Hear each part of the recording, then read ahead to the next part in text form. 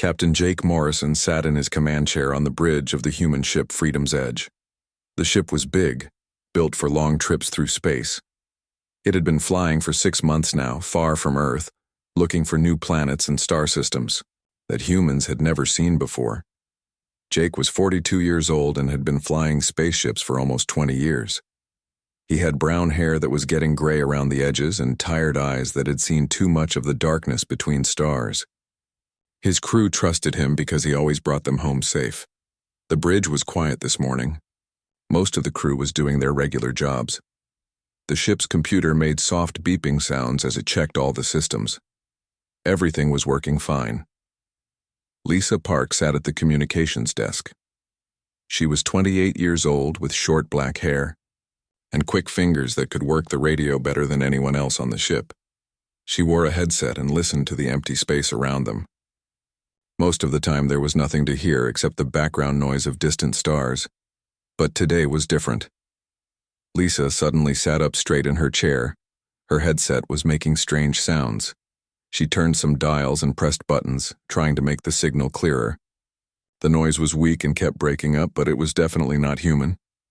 "Captain," Lisa said, her voice excited. "I'm getting something strange here. It's not from any human ship." Jake turned his chair toward her. "What kind of signal?"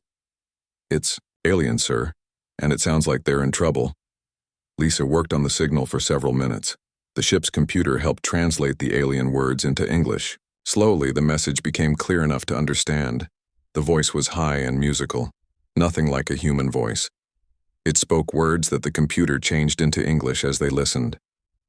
"This is the Corvani research ship Silver Dawn.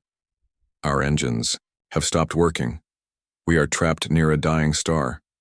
The radiation is killing us. Our life support systems are failing. Please, any ship that can hear this message, we need help. We have 43 crew members aboard. We don't have much time left." The message repeated over and over, getting weaker each time. Danny Cole, the first officer, whistled softly. He was a big man with red hair and freckles, only 30 years old but already one of the best officers in the human fleet. "Corvani, those are the blue-skinned aliens from the Andromeda sector, right? The ones with all the fancy technology?" "That's right," Jake said. "They're supposed to be really smart. Their ships are much better than ours. If they're asking for help, they must be in serious trouble." Lisa adjusted her controls again. "Captain, I'm picking up other signals too. There are 3 other ships in the area. A Zilani cruiser, a Thek diplomatic ship, and a Mordani trader. They all heard the distress call." "What are they doing about it?" Jake asked. Lisa listened for a moment, then shook her head. "They're staying, far away from the area. They're sending messages back to the Corvani ship, but they're not moving to help." Amy Walsh looked up from her navigation station. She was a thin woman with blonde hair pulled back in a tight ponytail. She was good with numbers and could calculate courses through space faster than most computers. "Sir, I'm reading the position of the Corvani ship. They're caught in the gravity field of a collapsing star. The star is pulling them in, and the radiation levels around it are incredibly high." Jake studied the display screen that showed their position and the position of the alien ship in trouble. The Corvani vessel was much closer to the dying star than any ship should ever be. The star was old and unstable, throwing out deadly radiation in all directions. "How long do they have?" Jake asked. Amy checked her instruments. "At their current rate of decay, maybe 6 hours before the star's gravity pulls them in completely, but their life support will probably fail much sooner than that because of all the radiation." Jake stood up and walked to the main viewing window. Outside, space looked peaceful and empty, but he knew that somewhere out there, 43 alien beings were slowly dying while other ships watched from a safe distance. The Corvani were known throughout the galaxy as a peaceful people. They spent their time studying science and art. They never bothered anyone, and often shared their discoveries with other species. They were also very proud and almost never asked for help from anyone. "Sir," Danny said quietly, "the other ships aren't moving. I think they've decided the rescue is too dangerous." Jake nodded. He understood why the other ships were staying away. The radiation around the dying star would kill most crews in minutes. The gravity field was so strong that any ship that got too close might not be able to escape. It was logical to stay at a safe distance, but humans weren't always logical. They were from Earth, a planet so dangerous that most other species called it a death world. Humans had evolved on a world where everything tried to kill them. They had learned to take risks that other species wouldn't even consider. Jake turned back to his crew. They were all looking at him, waiting for his decision. He could see in their eyes that they already knew what he was going to say. They were humans, and humans didn't leave people to die if there was any chance of saving them. All hands, Jake said into the ship's communication system. This is the captain speaking. We have received a distress call from an alien vessel in danger. We are going to attempt a rescue. All departments prepare for emergency operations. This is not going to be easy, but we're going to bring those people home. The crew immediately began moving to their emergency stations. They didn't question the order or ask about the risks. They were humans, and this was what humans did. Outside, the 3 alien ships continued to watch from a safe distance, probably wondering if the human ship had received some wrong information. No one in their right mind would fly into that radiation field.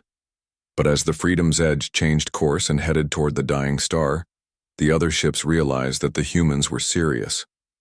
They were actually going to attempt the impossible rescue. The galaxy was about to learn something about humans that would change how every other species saw them forever. The Freedom's Edge turned toward the dying star, and immediately the ship's sensors began screaming warnings. Red lights flashed on every control panel as the computer detected the dangerous radiation levels ahead. Tony Rodriguez ran through the ship's corridors toward the engine room.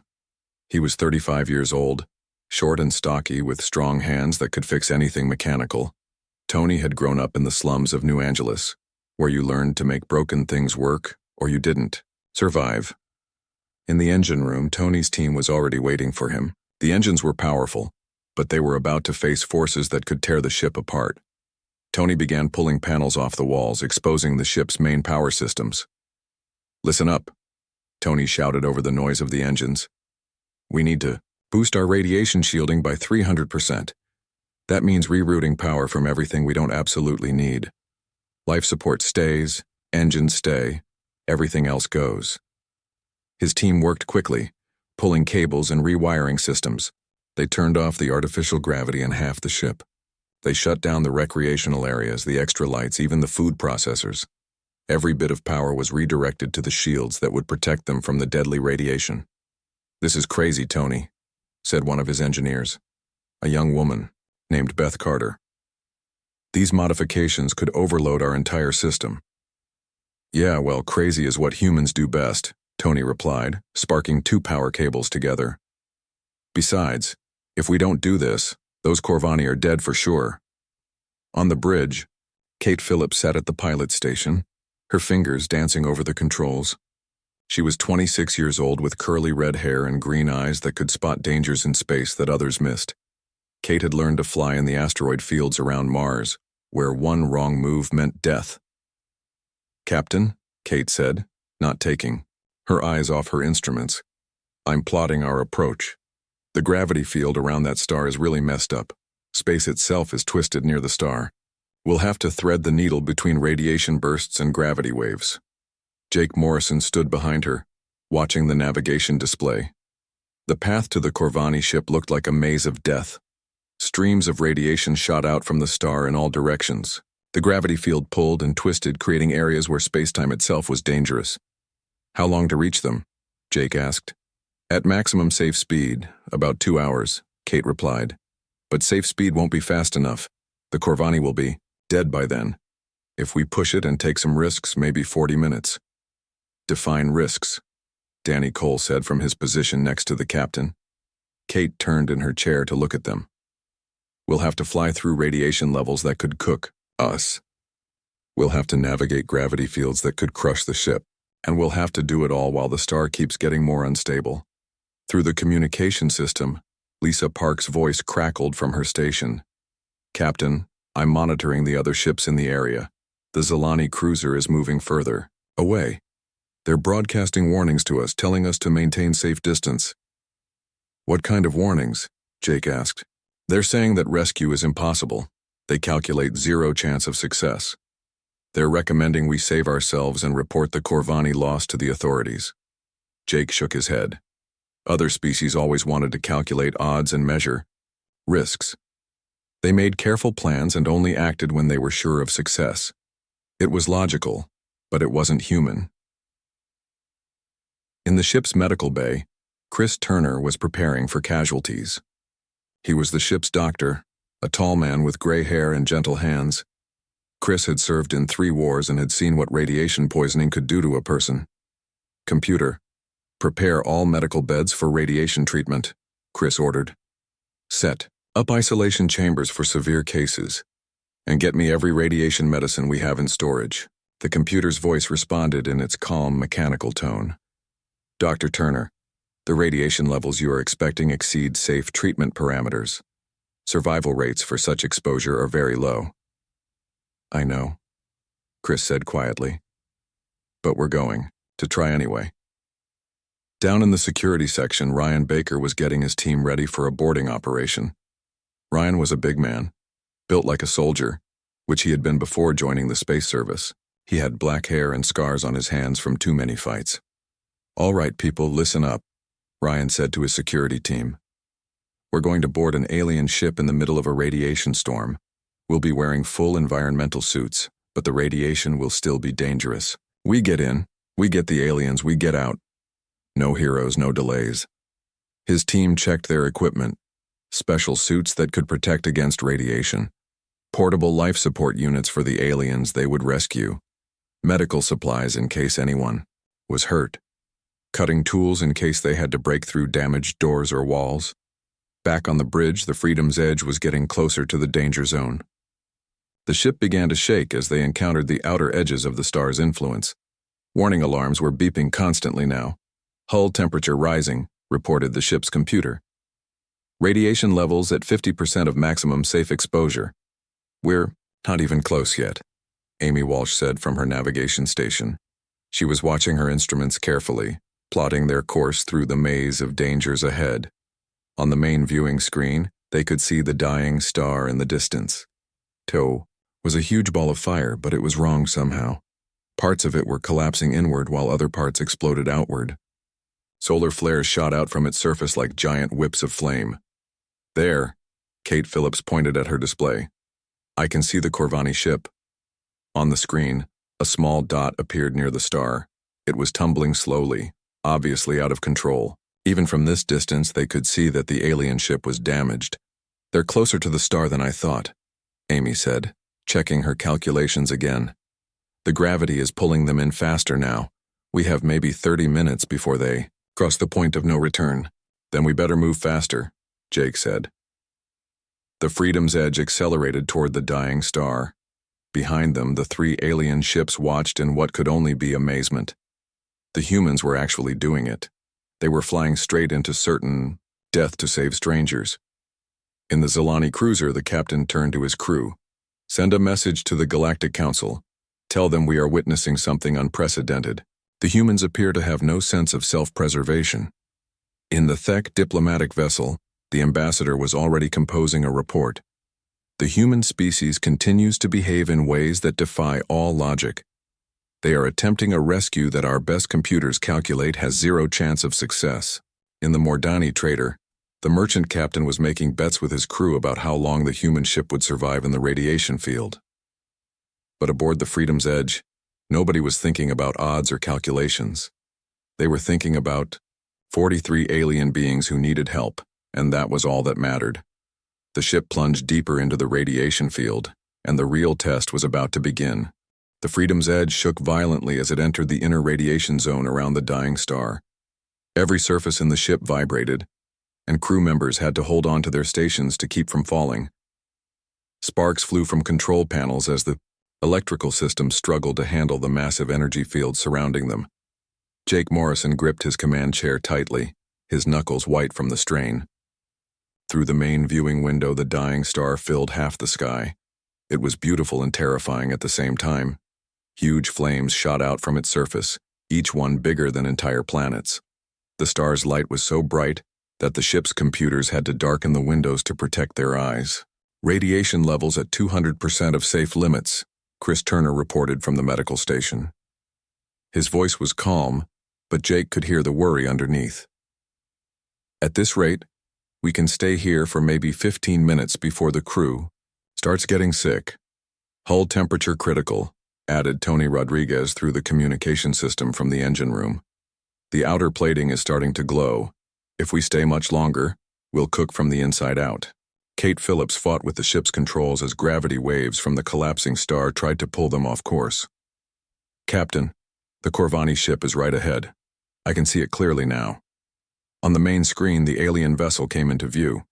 It was unlike any human ship Jake had ever seen. Where human ships were built square and solid, the Corvani ship was curved and graceful, like a work of art.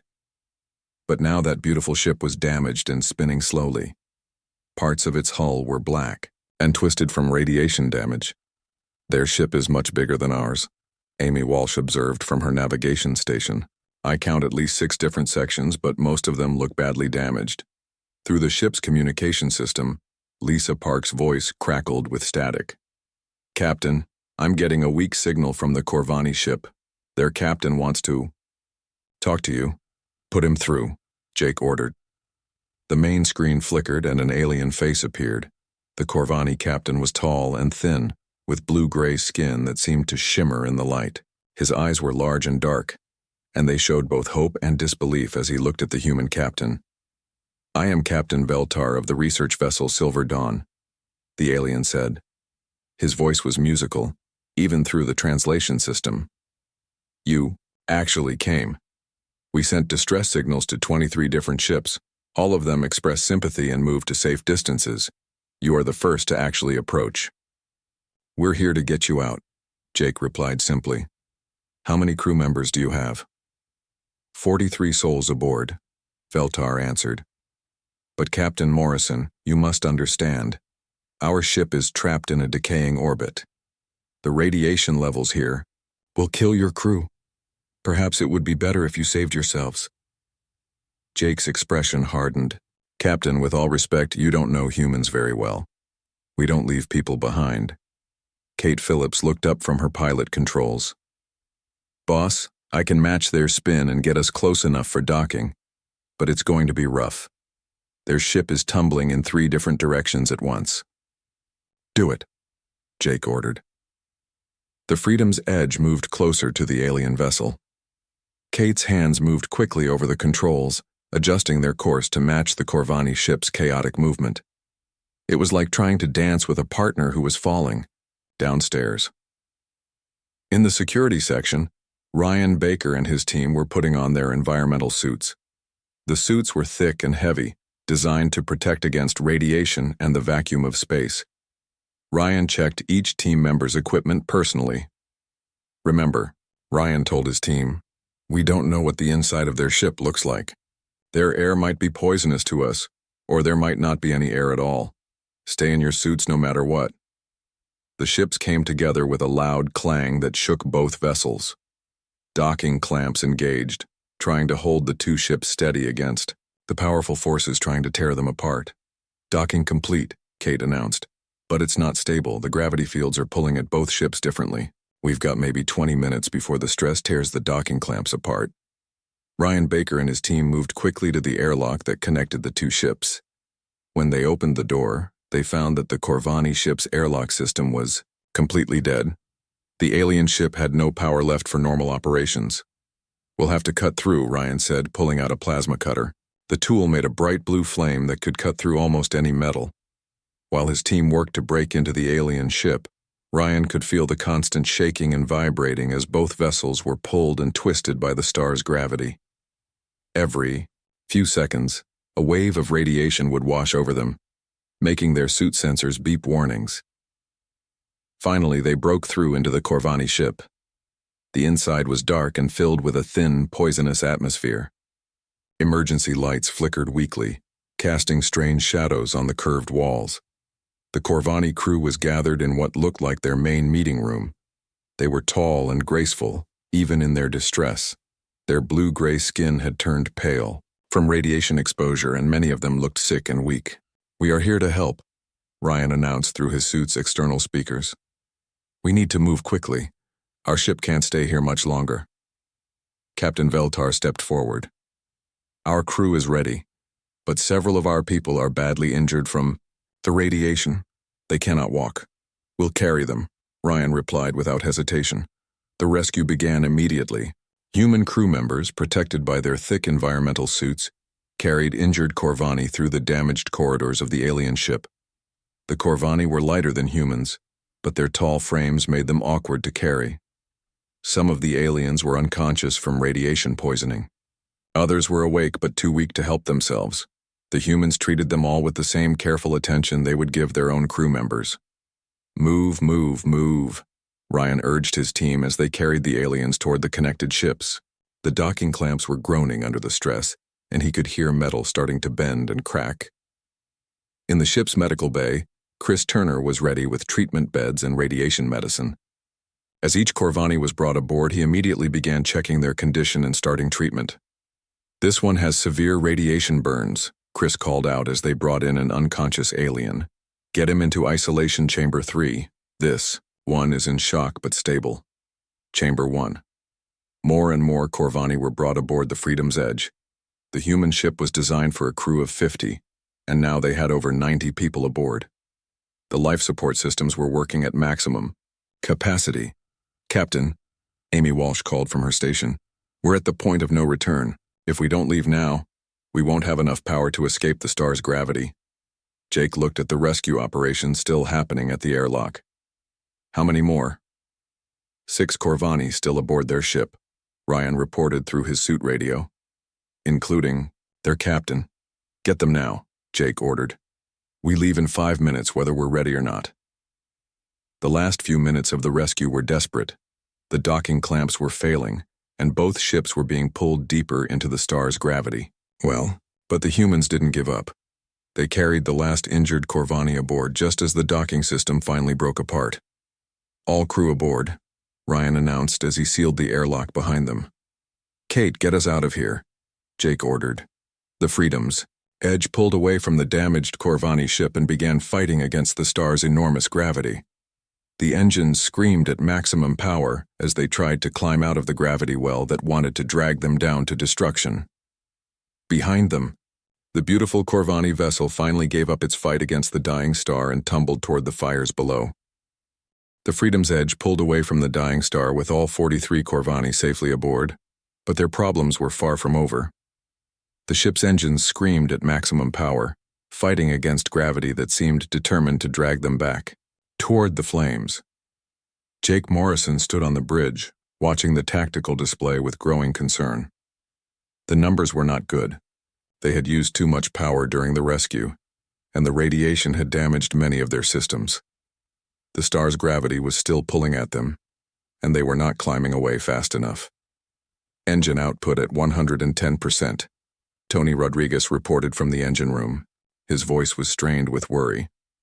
"We're pushing the engines beyond their design limits. If we keep this up much longer, they're going to blow."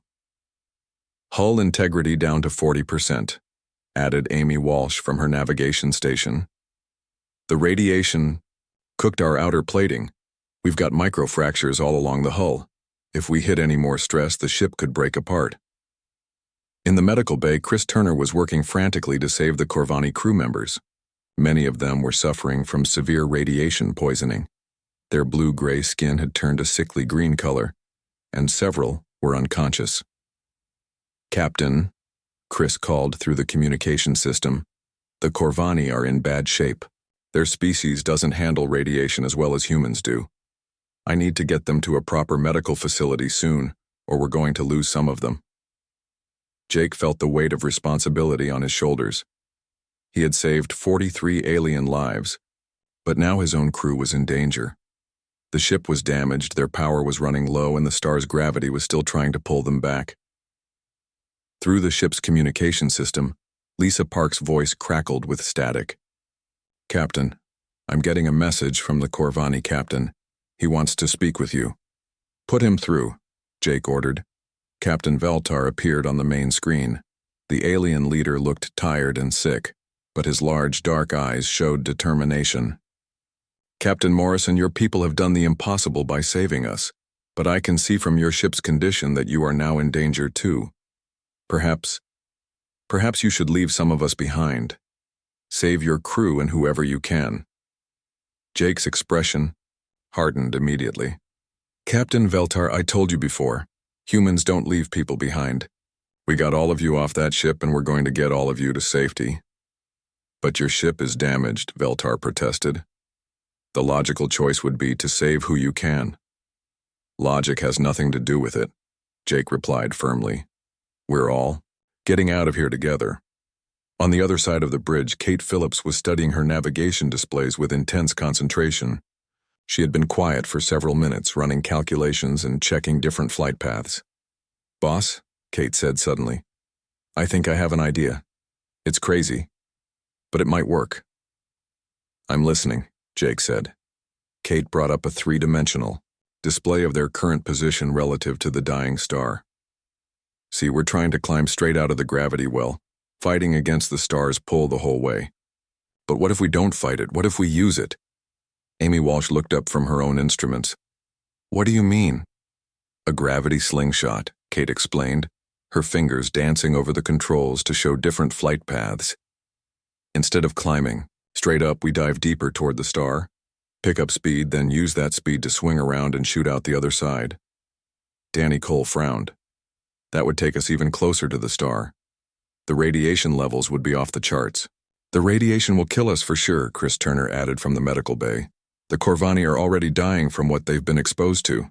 More radiation will finish them off." Kate nodded grimly.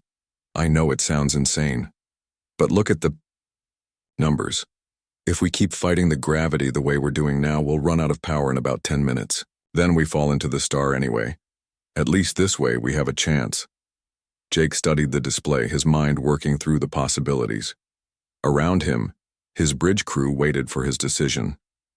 Through the ship's windows, the dying star continued to burn, its surface boiling with solar flares and magnetic storms. "How close would we have to get?" Jake asked.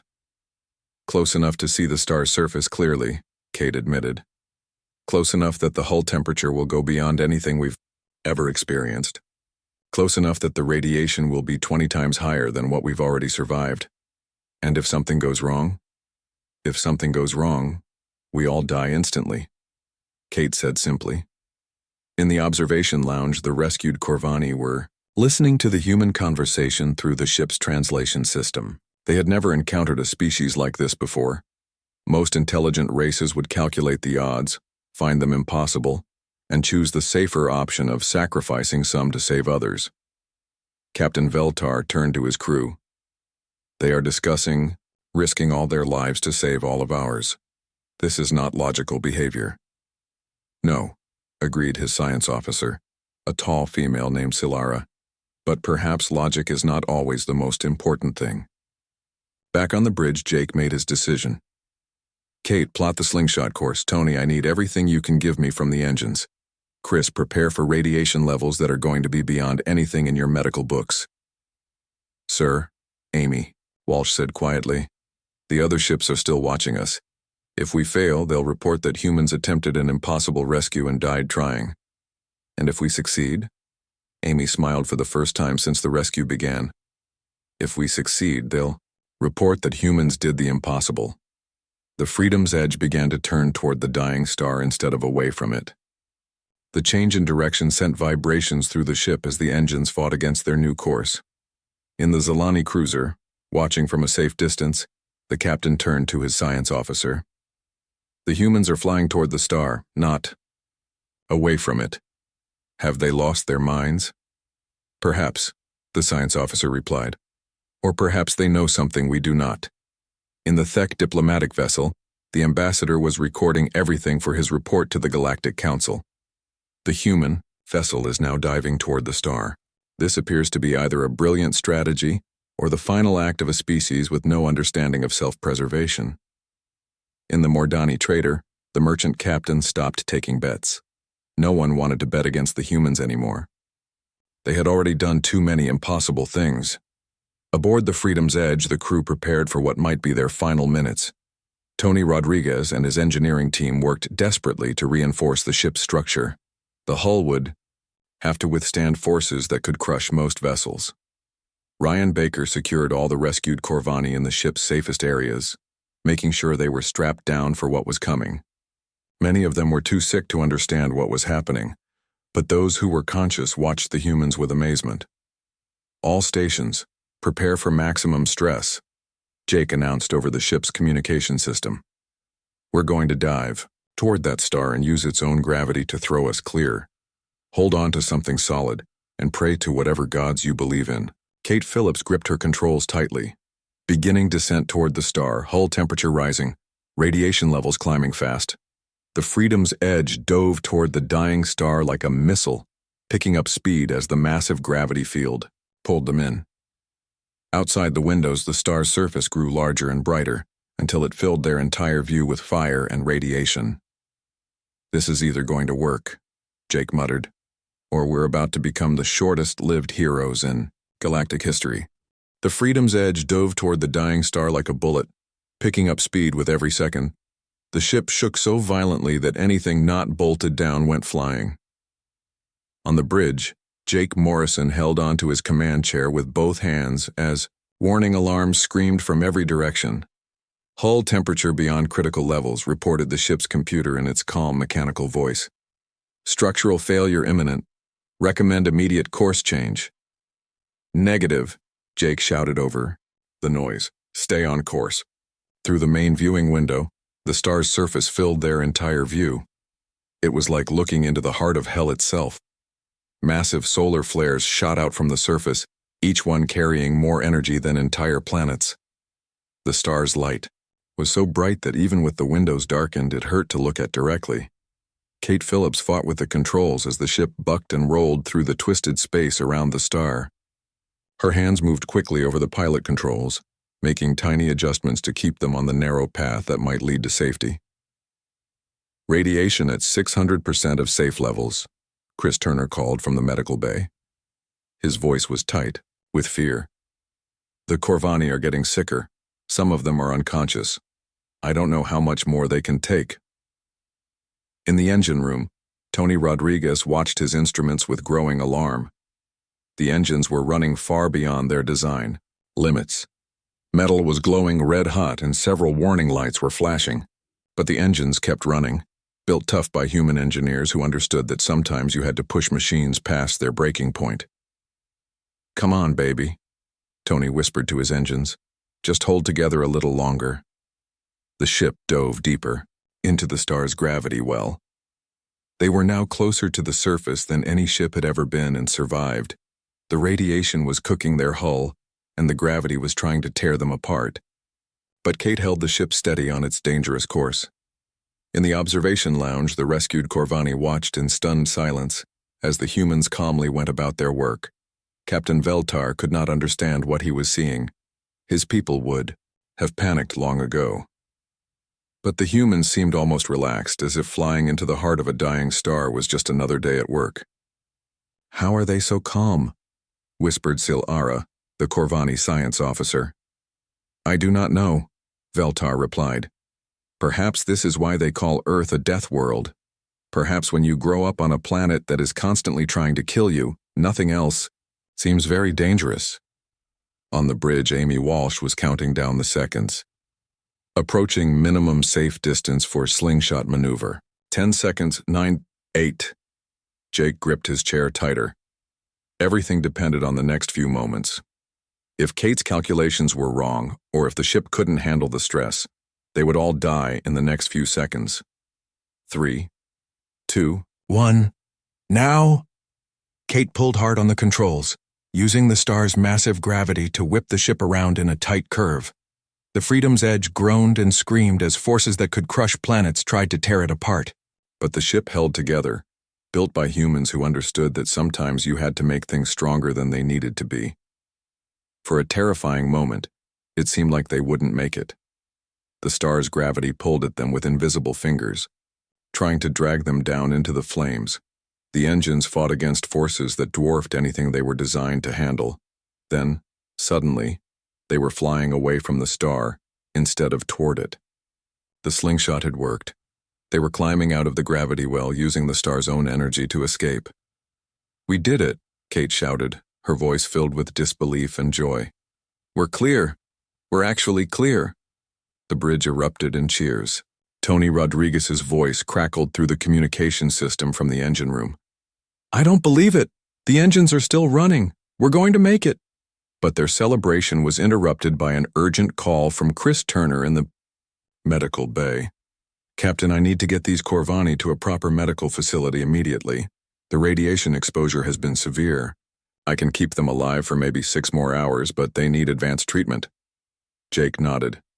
"Lisa, send a message to the nearest space station. Tell them we have 43 alien casualties in need of immediate medical attention." "Already? Done, sir?" Lisa Park replied from her communication station. "Starbase 7 acknowledges our message.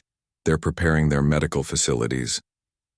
As the Freedom's Edge limped away from the dying star, the 3 alien ships that had been watching from a safe distance finally began to move, but they weren't running away.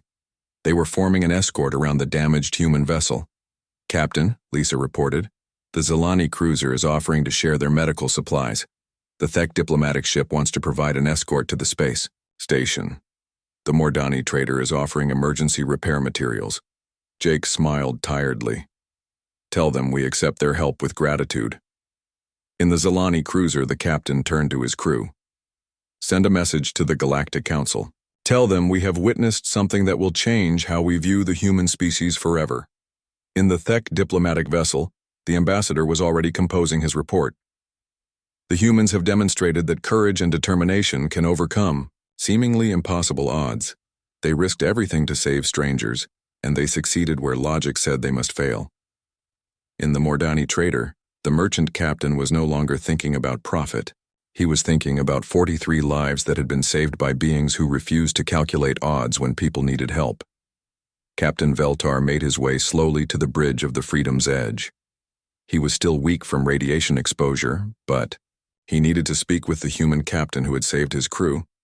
"Captain Morrison," Veltar said when he reached the bridge, "my people and I owe you a debt that can never be repaid. You risked everything for strangers." Jake turned to face the alien captain. "We didn't do anything special. We just did what humans do." "What humans do?" Veltar asked, confused. "When someone needs help, we help them," Jake explained simply. "It doesn't matter if they're human or alien, friend or stranger. If someone is in trouble, we try to help. That's just who we are." Veltar was quiet for a long moment, thinking about what he had witnessed. "The galaxy has much to learn from your species, Captain Morrison. Most races calculate risks and measure benefits before acting. You simply act because it is right. Maybe that's why we survived," Danny Cole added from his station. "When you spend your whole evolution fighting to stay alive on a death world, you learn that sometimes the impossible is just another word for difficult." Hours later, the Freedom's Edge docked at Starbase 7. The Corvani crew was rushed to the medical facilities where alien doctors worked alongside human medics to save their lives. All 43 Corvani survived, though it would take weeks for them to fully recover. The story of the rescue spread quickly through the galaxy. Within days, every civilized species had heard about the humans who dove into a dying star to save strangers. The rescue changed how the galaxy viewed humanity forever. Other species began to understand that humans were not just dangerous because they came from a death world. They were dangerous because they had turned their survival instincts into something greater. They had weaponized compassion, making their determination to help others into their greatest strength. From that day forward, when distress calls went out across the galaxy, everyone knew that no matter how impossible the situation seemed, if there were humans nearby, someone would come. Someone would always come. Because that was what Deathworlders did. They didn't calculate odds or measure risks. They just answered the call and did whatever it took to bring everyone home. The galaxy would never be the same.